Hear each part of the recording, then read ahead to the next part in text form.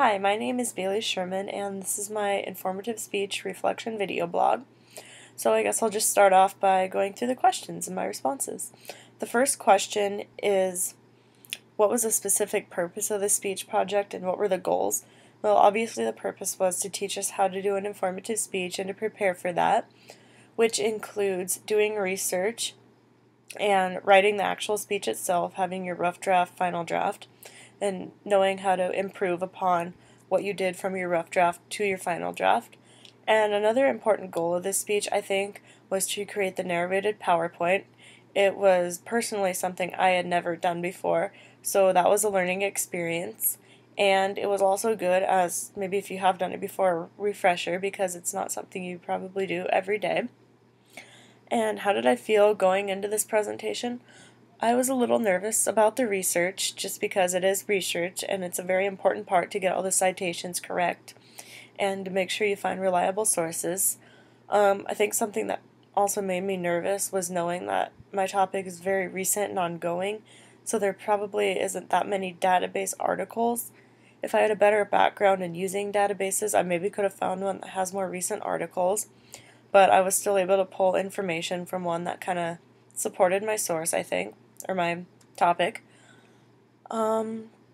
Speech anxiety, and what could I do to reduce it? I didn't have a lot of speech anxiety for this speech, mainly because I could record it in sections and start over if I needed to, and I actually wasn't on camera, so I could read from my script if I kind of forgot what I was talking about or lost my place. So that helped a lot, but usually I do get speaker anxiety. I think a way to reduce that is just remembering that I've practiced my speech over and over, and that if I act confident in what I'm talking about, my audience will be more apt to believe that I do know what I'm talking about and haven't mixed up a place in my speech. Technology adequately prepared. What could be done differently? I have a MacBook Pro, so I of course had all the technology to do the PowerPoint and the research. I probably could have started a little bit sooner, just so that if I did encounter a problem, I could have come up with a different method of getting my research or recording my speech, but everything worked out this time. In terms of structure and organization, what felt natural, what felt odd? The really natural part was having an introduction, 3 points, and a conclusion. That's a typical 5-paragraph essay format, so that was pretty normal for me to do this speech in that same format. Something that's a little different, but I understand why we have to have them, is in-text citations. I think it just kind of chops up the flow of your speech, having to say where you got your information from, but that's obviously a very important part of an informative speech, is having the reliable sources. How did you consider your audience when developing your speech? I thought about the visual appeal of my PowerPoint itself. I tried to have interesting graphics and fonts and make sure the little details were in place. And I also thought about my speed that I was talking.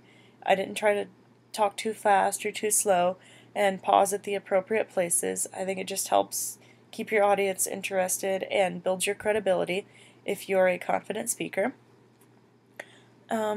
What did I do that worked? What didn't work? What could I improve on? I definitely think that it worked that I had very reliable sources. I feel like I did a good job of that. Something I could improve on is maybe my transitions, going on from one point to another, making it flow better. I know that's something I've always had trouble with, but hopefully I'll improve upon that. And also searching through my databases better. I don't have a very good knowledge, as I said, in databases, so if I became more familiar with them, I might have found one that has more current articles. And this speech incorporated many things that we've learned thus far in this class. One thing in particular I remember was the second myth, that speech is easy, it's something we do all the time. So this speech was easier because I wasn't on camera, but remembering the myth from page 28 definitely helped me, I think, because it made you more at ease, remembering this is something I do every day. I speak every day, and this is no different. And this myth will definitely be something that I'll keep in mind when I'm doing my next speech to keep me relaxed and hopefully reduce some of that speaker anxiety. Thanks for listening.